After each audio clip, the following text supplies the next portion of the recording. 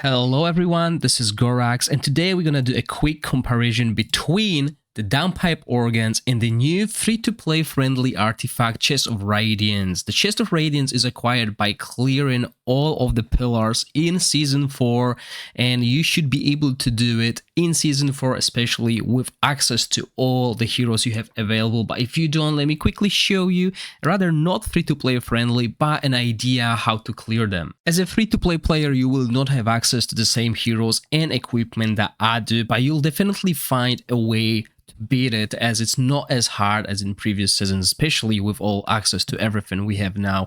And as you can see, I'm using a low level team with our draft here.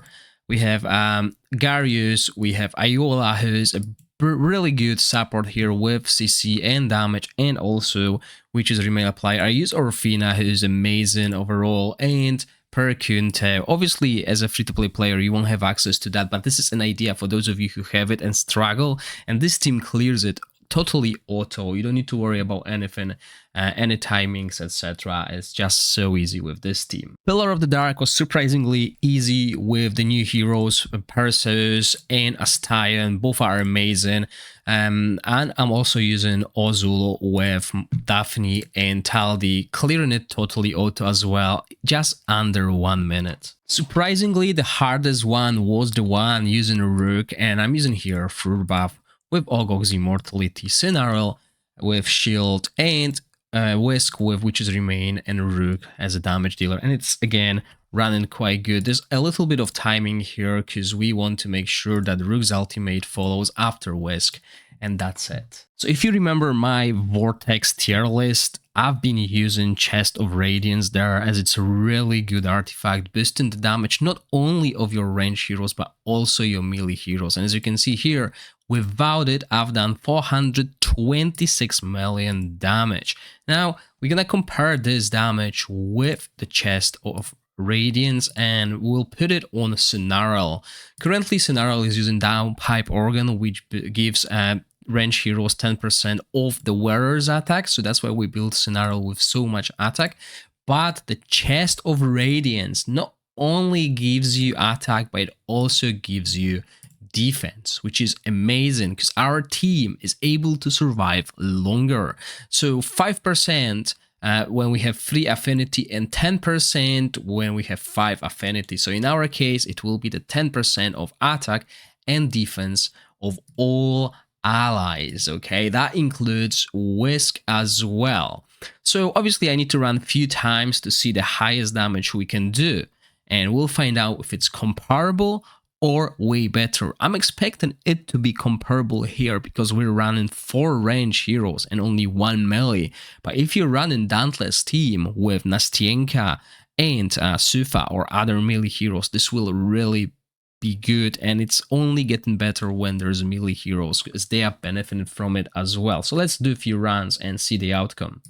So as we can see in this case, I lost 12 million damage, mainly because the attack I have on Cinarel is way higher than the attack I got on Rook. So the 10% attack that Rook is getting is nowhere close to the 10% I could get from Cinarel. But that's just for the Rook team. Let's go and have a look at different teams. So in this team, we're using pipe organs on Alfie. We're doing 107 million. Let's change it to the Chest of Radiance and see how this will improve.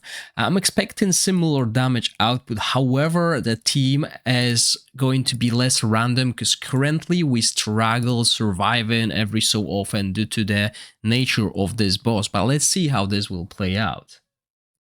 While I did a little bit less damage than with the pipe organs, I could see the survival has improved quite significantly as no one died in the team, and I've done it a couple times. Here is another team that will compare. This will use Garfen and Nadia as main damage dealers with Sheena supporting them, and you may ask yourself who is wearing pipe organ hairs. And it is Felocia. I'm only using her as I couldn't make it work without a second kind of a support. So once we put Chest of the Radiance, let's see if the damage will change. we can see that the damage has definitely increased, and maybe removing Philosia and putting an extra damage dealer with Chest of Radiance will allow Pengia to be able to solo heal that as well. So that's the next thing I'm gonna try later today. Sadly, I don't have any more teams to try Chest of Radiance on, as I already saved my Shadow team. However, I believe this is a very valid and good artifact for those of you who don't have Pipe Organ. If you have Pipe Organ, you will need to try both of them and see which one works better.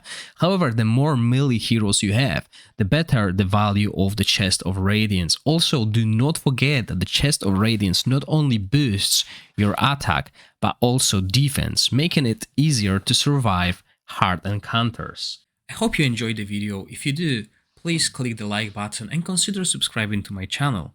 As always, thank you for watching, stay safe, bye!